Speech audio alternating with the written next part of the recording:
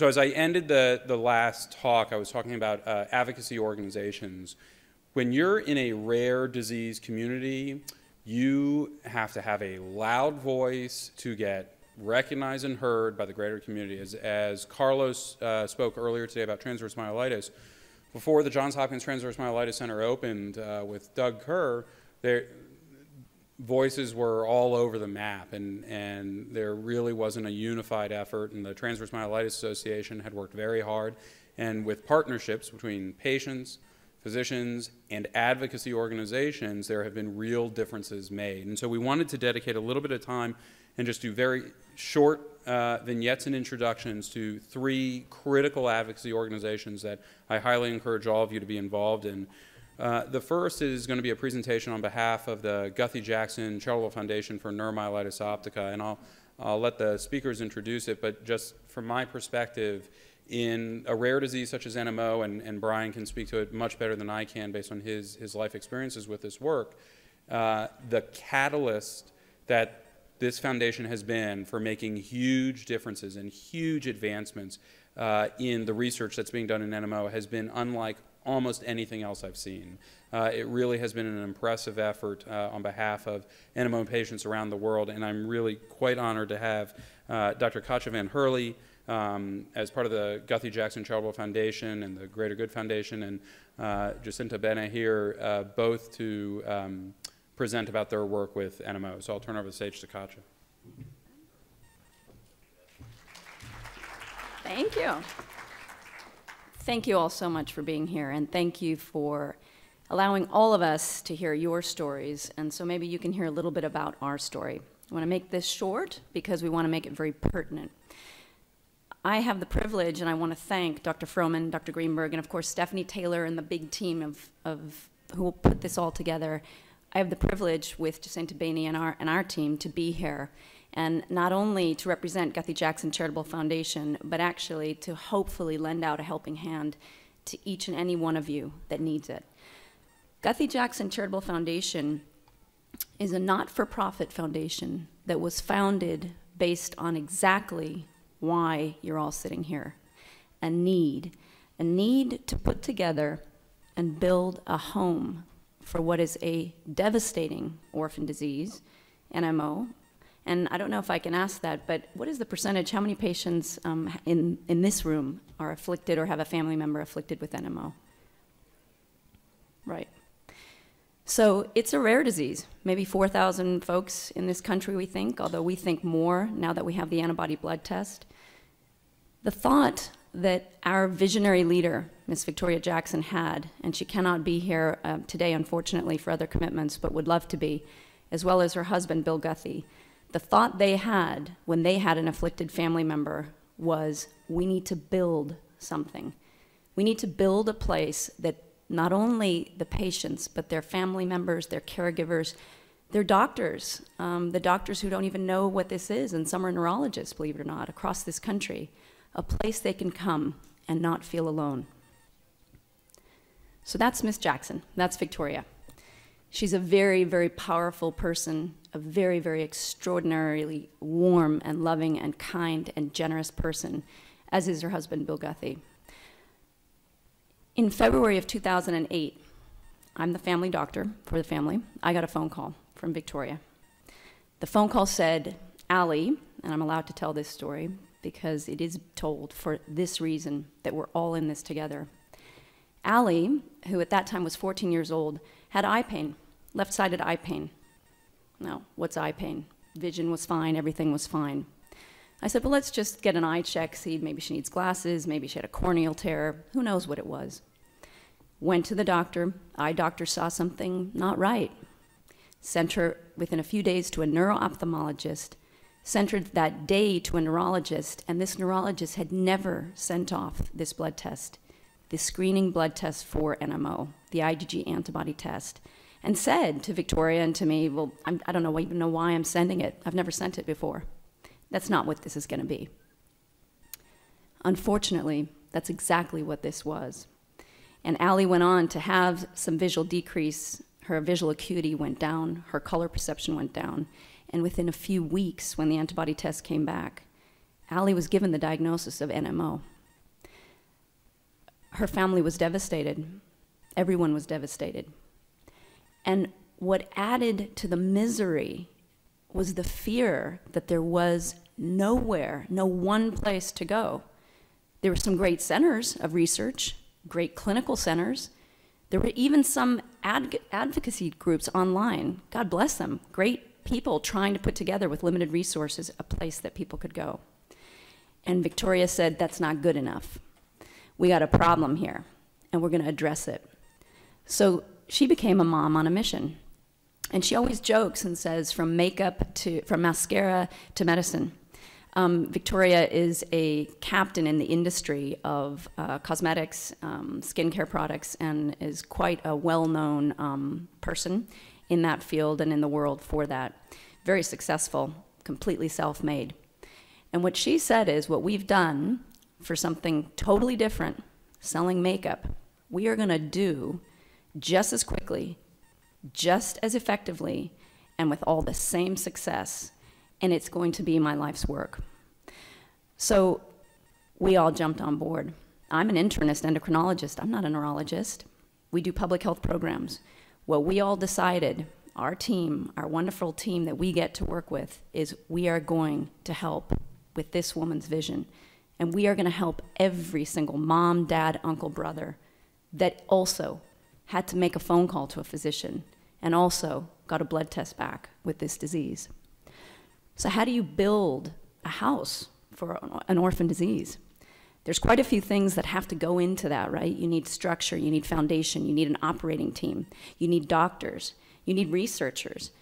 So we've been very, very fortunate that within the 3 years since we were founded, that we've been able to put all those pieces together. We are now funding over 8, almost 9 now, different academic institutions in this country. We are reaching to our international groups in South America, in England, in Japan, in Australia, in France. We have somebody coming to our conference that is being held in November from Thailand. We also are building a data biorepository, which Holly will talk more about. We need to collaborate. We need to form a network that will provide a net for NMO and a home. The path to a cure, and again, doctors like me, we don't often get to use that word, but it's a good C word, unlike some bad C words. So we're going to try and get to a cure. That path is so critically intertwined with all of you because what we have formed are 2 critical aspects: a clinical consortium, of which Dr. Greenberg from UT Southwestern leads one group, Dr. Dean Wingerchuk at Mayo Scottsdale leads another, and Michael Levy, Dr. Levy at Johns Hopkins leads another. These are our powerful trio that actually are now mapping out what is the roadmap, what are the questions we have to answer, what are the clinical trials we have to do, where do we go next in this country. And we can't do it without patients, without clinical stories, without blood, without biospecimens. It won't work. Can't do it without ACP. We formed a wonderful union with Accelerated Cure Project, and we now have the Guthy Jackson Charitable Repository for NMO. It's a biorepository of clinical data and specimens, and I'm very proud to say it's growing in numbers. We're growing in our samples. Every single piece of information that is put in that repository is available to any researcher to apply to get those samples, and as Dr. Greenberg mentioned, they must collaborate. This is a very, very important model, and we couldn't do it without ACP. We couldn't do it without our clinicians. But guess what? We wouldn't have anything to work with without all of you. So if you look at how this works, you've got the clinical side. You got to have doctors that can take care of people. You need the researchers. We have, as I said, all these different sites, 14 different principal investigators everywhere from Mayo to Hopkins to University of California, San Francisco, Stanford, you name it. We've got the big centers. We need educators, public health education, getting the kind of information, the kind of projects that, like this, symposia, that put this information out there to empower our patients. That's really the magic to how that we can spread this word. And then patients, critical part. If you add all these things together, the wheel turns. When the wheel turns, we can get home, and we can make the house of NMO the place that you can be treated and one day, we hope, cured.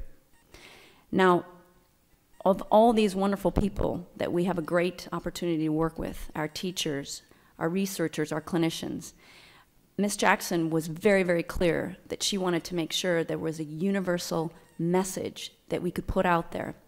And in so doing, as she moves quick, she put together a wonderful team that built a beautiful video that actually has many of the people that are in attendance here in terms of our clinicians and educators and researchers in it. So what I'd like to do now, and conclude my part with, is showing this wonderful story of NMO.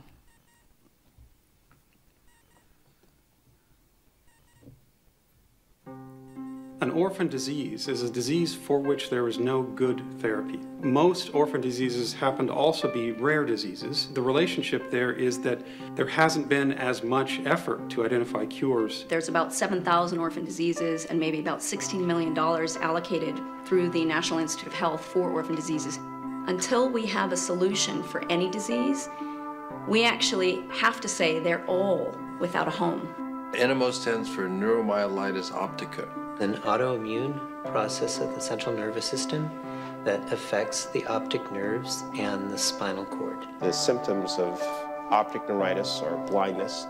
The symptoms of spinal cord involvement are paralysis. They told me on the phone that I could probably, I might have 4 years with my daughter before either she wasn't with me or she could be blind or paralyzed. I've always felt like it was just us who had this. Always us. Our doctor had made a joke and said, we're gonna say you have your own disease. People think, oh, you're faking this. You're not really that tired. Or, why do you feel good one day and not another when inside your body there's some serious stuff going on? Right now, NMO is thought to be a very rare disease. It's about 1 in 100,000. Neuromyelitis optica was considered under the umbrella term of MS. We used to call it Devick's syndrome, and it was a constellation of neurologic abnormalities. We know now that one of the primary causes relate to antibodies that are directed against a certain structure. The neuromyelitis optica antibody we discovered by chance in the clinical laboratory. The three of us didn't really quite realize exactly what the other one was doing. We kind of shared our data, and then Vanda recognized this unique pattern around the vessels. We were looking for a new water transporting protein, and it turns out quite accidentally that this protein is the target for NMO-IgG. There's no accidents. It's hopefully the insight to see what the accidents are, and this is how it can actually link up with another one. The NMO story is a great example of being able to take a group of patients that may have been misclassified as multiple sclerosis and giving them their own name, their own face, their own biology, and ultimately their own treatment. The work that I have seen Victoria do over the past few years has been extraordinary. And it does take a leader to stand up and not just talk about awareness, but to follow through. When you're a mom on a mission and it's your child and you feel there's some kind of a clock going, people are going to talk. Find the best, talk to them, but insist they talk to each other. That's exactly the kind of meeting like the Guthy-Jackson Symposium. Bringing these doctors together so that they can converse and share ideas. You get to hear what other people's work is, and then you can see how it fits with your own. To see the work that's gone before, maybe build on that, not start from scratch. We understood that there was a dramatic drive to create collaborations, and so at the moment I'm collaborating with about 20 different national and international groups. These include structural biologists, immunologists, neurologists, epidemiologists. People from Johns Hopkins, people from the Mayo Clinic, people from the University of Texas Southwestern. Other labs, for example, at Stanford are working on B-cell responses, and we're working on T-cell responses. We've developed a collaboration with Alan Berkman, who's just several floors up. And before the NMO Foundation identified us and brought us together, we didn't know about each other's existence. I've never seen this kind of organization and cooperation among leaders in the field. We all recognize it's going to be a group effort. I think the technology that is going to have the greatest impact on our learning about orphan conditions, and for that matter, all conditions in healthcare, is the technology that connects people globally through networks. We're living in a computer age, and despite that, this has never taken place yet. This is a blueprint for a cure of potentially all autoimmune diseases. It'll have an impact on how to approach treating those diseases. It'll have an impact in terms of methodology. The idea is putting together all these orphans, collaborating between them so that we can answer questions that apply to as many people as possible. Now we're talking about things maybe that we never thought would have anything to do with one another, but in fact they do, and we only know that because we shared information. I would carry that analogy beyond having a flashlight or two flashlights, beyond turning the light on in the room to the sun coming up. I know that when you put your mind to it, there is nothing that you can't do, and I'm not going to stop until I find a cure for this and a model that really works for people and for the world of medicine to change it.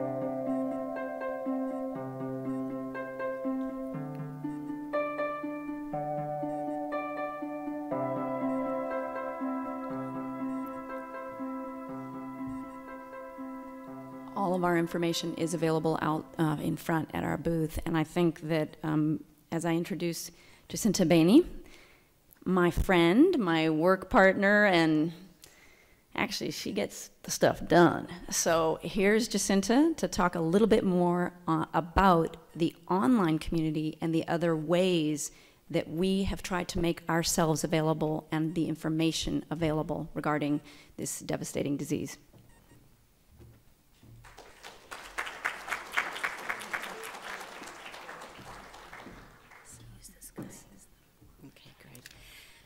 Yeah, the operative word being she's going to go through it quickly. It's Friday, it's late. I promise you I'm going to go fast. But there's a quick message that I do want to share with you. You just heard some words about networks, collaboration, sharing, and what the tagline for this foundation is: a rare approach to a rare disease. We have asked our researchers to talk to each other, share their research. If you don't live in the world of research, you don't understand how that just sort of grabbed them by surprise and said, talk to each other. I'm supposed to actually talk to somebody else in another institution. They're doing it. About talking to each other. That's really what I'm here for, and I promise this won't take very long. Ronnie Cunningham lived next door to me when I was growing up. There was a huge hedge. Now, I went past that house not too long ago. It's only this high. But at that time, Ronnie one morning shoved a can through the hedge and yelled, "Pick it up. I got to show you something." How many of you ever picked up that can and and had your own? I know it was just fun, and it worked. What that did, I remember the wonder in my eyes and my ears, because we had created our own telephone, and it was, I should have bought stock in the American Twine and Thread Corporation, because later it became AT&T. We all know that, right?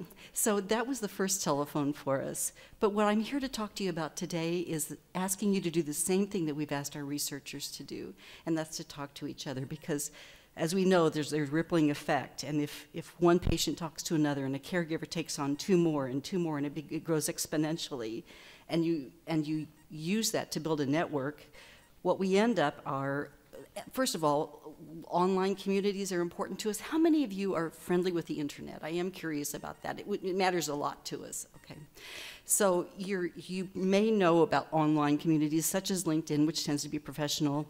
Facebook. Any of you Facebook users? Okay, so you really do understand how that works. There's Twitter. Yeah, do you tweet? A lot of people love tweeting. Yeah. And MySpace, another important one. One that cracks me up is called I Can Has Cheeseburger. That was a new one to me. It gets 1.5 million hits a day, and it's all about posting cat photos, 500 cat photos every day on the internet. They're silly photos, but you know what they've done? Good for them. They've created an online community. Our online community is called Spectrum, and that's really my message today. I'm going to make this just an appeal to you. Please come online to our website, and that's the Guthy Jackson. Let's see, I'm hoping it's here, right? No, it's not. Okay, well, there's the Guthy Jackson Charitable Foundation website, and it's called guthyjacksonfoundation.org. Please join us on that website in a Thank you. In a spot called Spectrum. On Spectrum, you can share with each other, just as you do on Facebook, but talk to each other about how you felt that morning, or does anybody else know, or has anybody else seen? The first thing that happened to Victoria when Allie was diagnosed is she said she went online, and there was no community. There was very little information, and she wants very much to welcome you into the Guthy Jackson home, and please, to our Spectrum community, please talk to each other. I do want you to tell you that on November 10th, we have in LA, that we have a patient day, and a day very similar to this one, where patients are invited to participate with caregivers, clinicians, researchers, and such. That day is, again, it's the 10th of November. Please, all are welcome.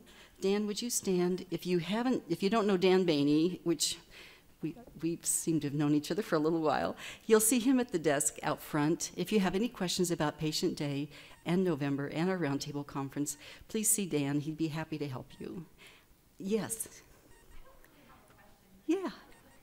Sure, Raquel.